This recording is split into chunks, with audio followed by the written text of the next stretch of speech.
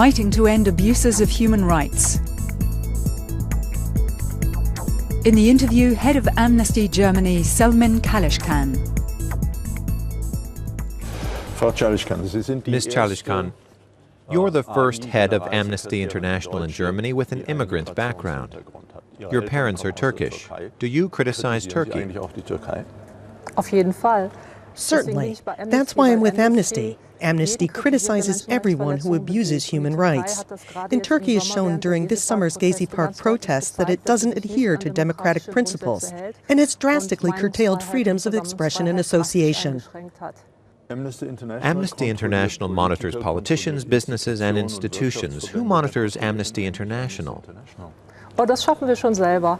We monitor ourselves. We're a grassroots organization, and this broad base means the rules are very democratic within Amnesty. And then there's also the public scrutiny on Amnesty. People always have a very close eye on us, and Amnesty faces criticism from time to time.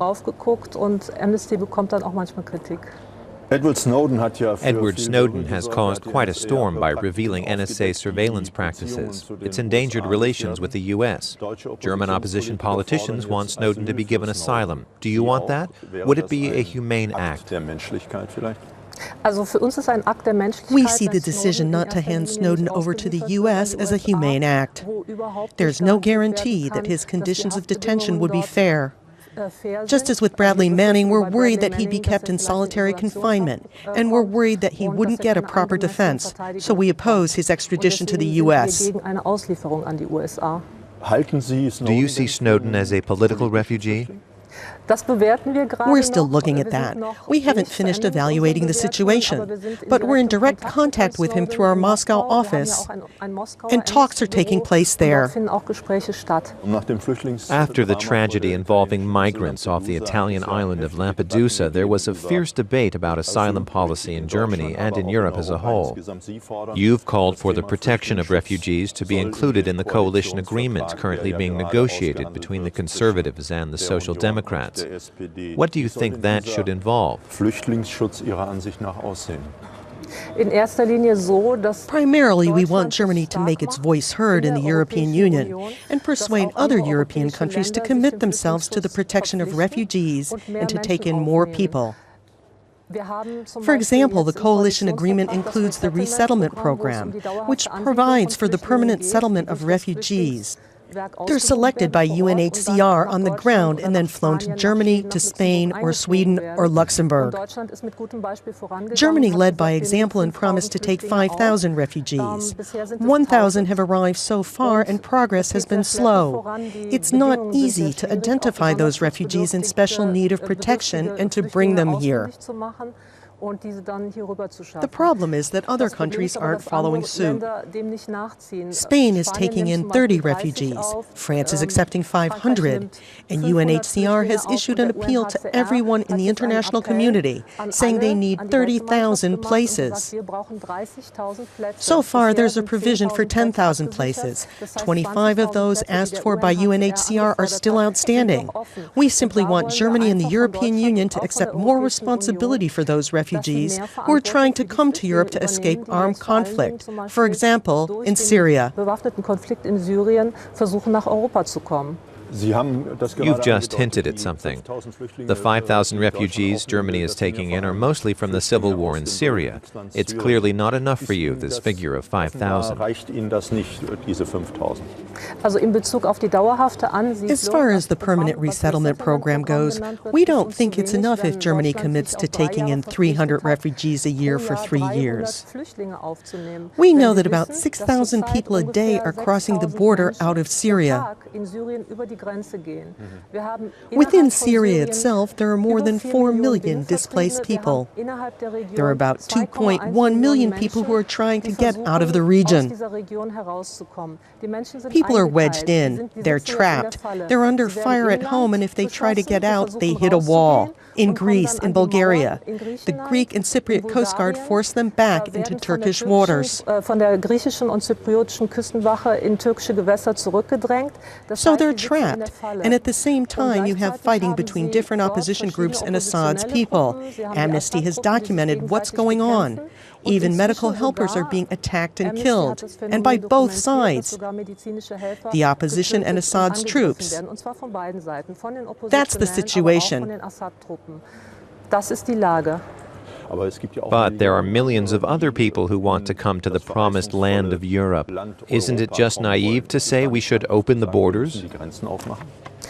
It's not naive, it's our human duty to open the borders, especially if we're calling on the region around Syria, on Lebanon, Iraq, Jordan, and Turkey to open their borders. The European Union can't just excuse itself and say, no, we're closing our borders and we're going to tighten defenses so that no one can cross into Europe by land. So Europe has a responsibility to give generous financial support to the United Nations regional plan. It only has 60% of the funds that were promised. UNHCR uses this money to help those people in the region who are trying to escape. Maybe they don't want to come, but they help those people who do want to come. Ms.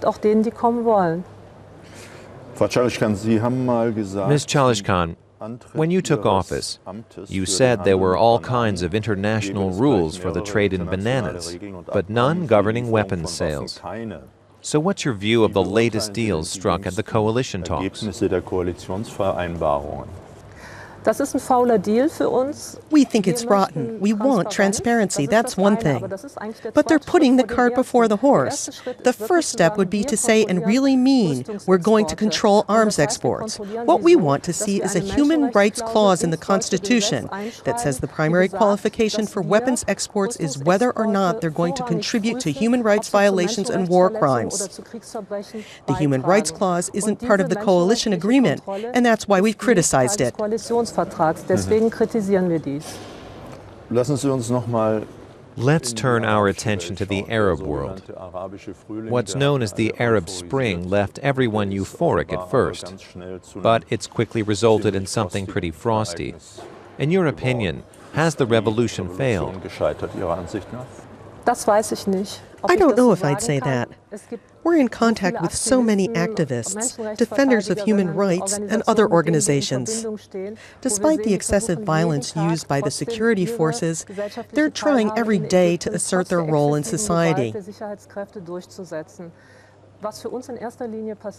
What we think needs to happen, and Morsi missed a historic opportunity here, is to end all the despotism, torture, arbitrary arrests, and disappearances. He had the chance to look into human rights violations and punish those behind them. He didn't do that.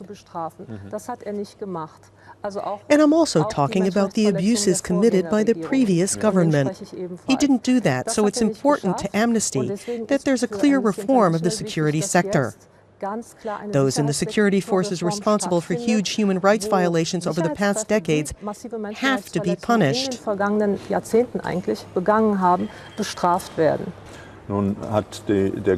Gulf state of Qatar has been awarded the right to host the Soccer World Cup in 2020, and there's been a huge amount of criticism of clearly awful abuses of human rights on construction sites there.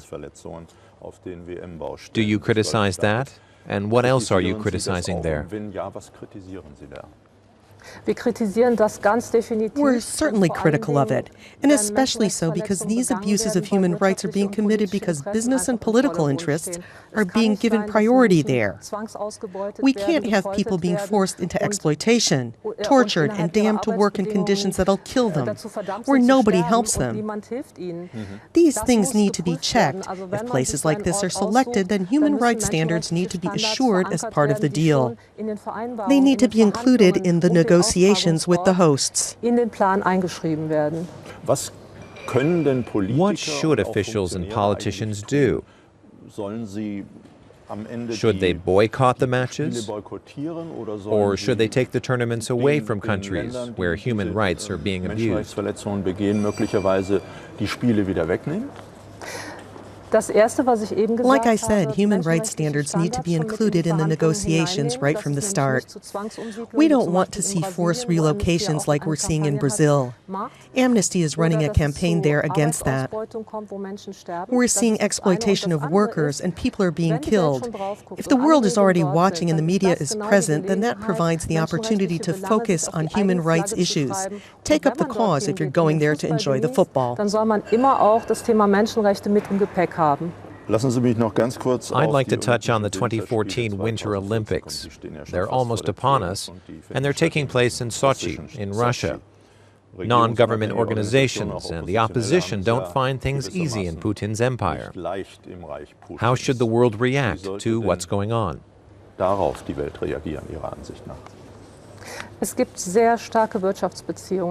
Economic and political ties with the Russian Federation are very strong. So there's a need for our politicians, parliamentarians, businessmen and women. If they're doing business with the Russian Federation or dealing with them politically, they need to put human rights on the agenda. A lot of journalists are attacked if they're critical of the government. That's just not acceptable. So there's a need for everyone who has a role in dealing with Russia to insist again and again on a return to human rights and democracy, and especially to criticize the restrictive blasphemy laws introduced in 2012 aimed at preventing criticism of the Church. And then there's the LGBT issue, where lesbian and gay activists are prevented by law from lobbying for their interests. And there is the agent law, which was passed a year ago on November the 21st. It focuses on civic organizations, whether political or completely apolitical in nature, such as organizations which provide health advice in their local area. They face fines if they take money from abroad and are deemed to be political. We need to turn the clock back on things like that in Russia. Das sind für uns Dinge, die müssen zurückgedreht werden. Diese Uhr muss zurückgedreht werden in Russland. Thank you very much. Ich danke Ihnen recht herzlich.